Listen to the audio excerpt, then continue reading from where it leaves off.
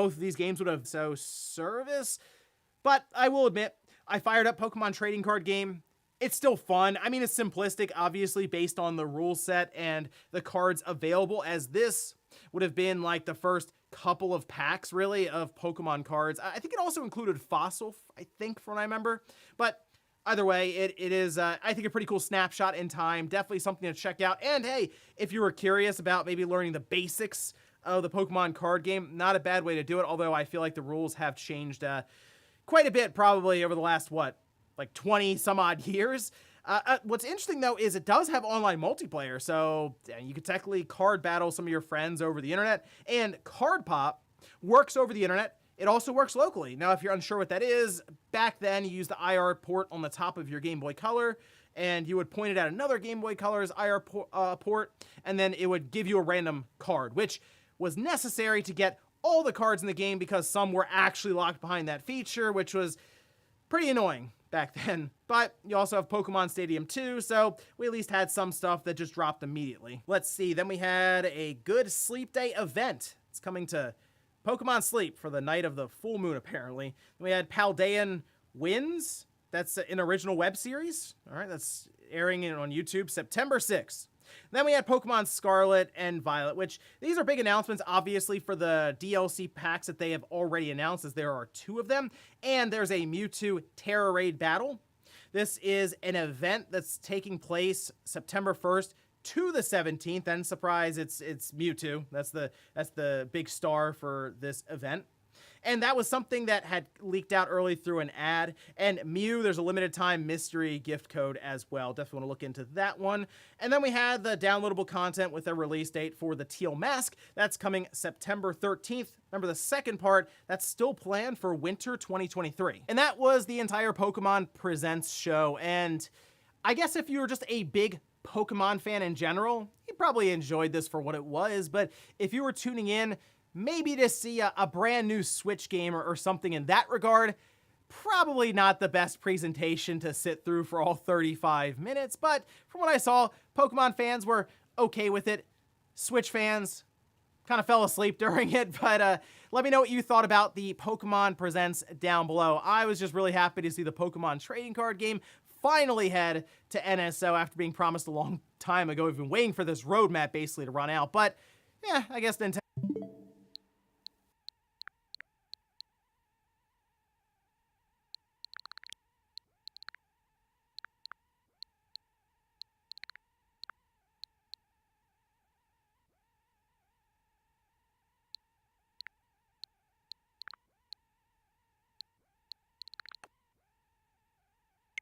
Nintendo and the Pokemon Company saved the best for last with those Game Boy games. Next up, let's talk about some interesting comments that were made by Strauss Zelnick, as, of course, Take-Two did report on their financials, which, I mean, Grand Theft Auto 5, my gosh, 185 million copies sold is ridiculous. Red Dead Redemption 2, now at 54 million copies sold. So yeah, it turns out Rockstar and Take-Two, they're doing pretty well over there, which once again brings into question the entire situation of the minimal port job for Red Dead Redemption, but we talked about that yesterday, so check that out if you're wondering about that whole thing. However, Strauss Zelnick did discuss backwards compatibility, which we've talked about a little bit with the next generation Switch, you can say, and if it will or won't be backwards compatible. Well, one part of that report from VGC mentioned that there were some publishers that were kind of leaning on Nintendo to not do backwards compatibility, and some were wondering, and they thought, hey, that sounds weird. Why wouldn't they want it to have backwards compatibility? Well, it appears even Strauss Zelnick is out in public kind of like, well, wouldn't be a bad thing if it didn't have backwards compatibility. We can see this posted up over on IGN with Strauss Zelnick stating that he felt backwards compatibility was a benefit to consumers. However, he added that he'd be surprised if platforms didn't offer that with an upgrade that is sort of a mid-cycle. However, not certain it's a must-have. Then there was a follow-up question asking about the Switch. Would he consider that to be mid-cycle, quote-unquote? Zelnick replied, remains to be seen. As in, we'll see what Nintendo does. Even he's not necessarily alluding one way or the other if Nintendo will have backwards compatibility. But it is interesting, right? Even Strauss Zelnick's like, it's not a must-have. Look, if it's not backwards compatible, we got no...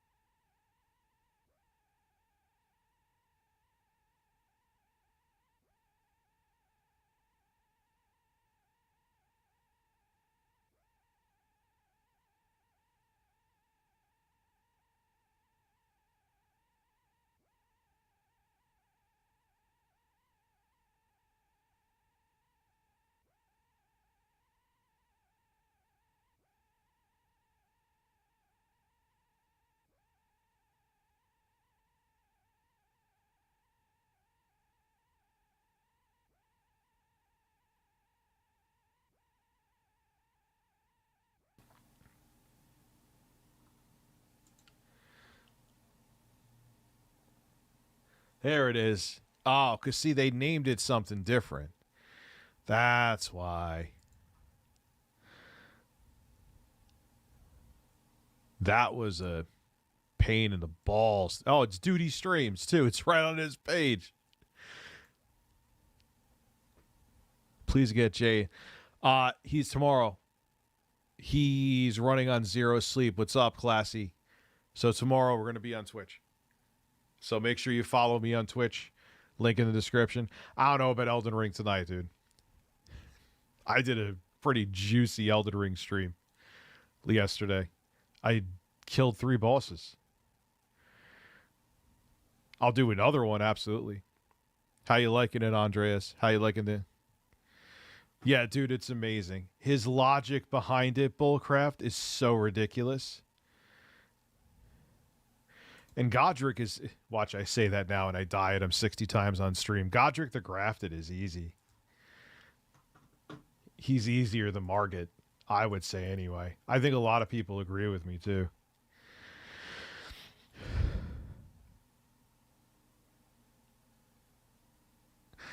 He's interesting because he just, like... I don't know. He's a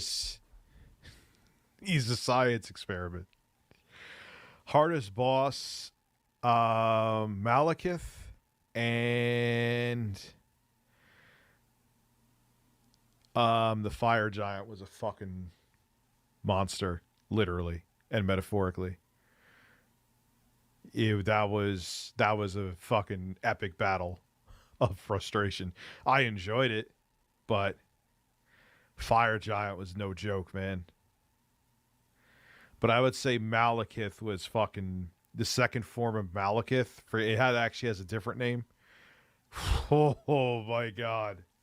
Jesus. Like, dude, I was leveled up as a motherfucker and had my Mimic tier, I think, by that point leveled up. But he still would fuck me up. He didn't give a... Like, he would just focus on me and ignore my Mimic and just fucking went to town. And everyone's like, oh, Melania, you're going to be at her for days. I beat her in the first try with the Mimic.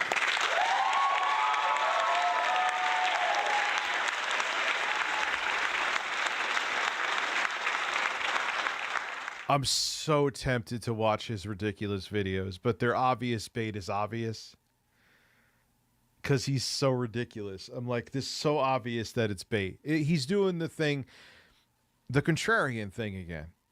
Anyone, like, he's making it like his entire channel was demonetized. No, you got some videos. Just like there's a whole bunch of videos with YouTube's new policy that wrongfully got limited ads. I'm sure if I dig through a bunch of, especially my older videos, just making video, like, yeah, my videos are a way to get people to the live streams. We're going to focus more on that and shout out the live streams, like in reviews and stuff. But unless you're getting like Mr. Beast numbers, or I would say... But actually, the context to this is key, though. Even if you get, like, say you're the gaming historian and you're doing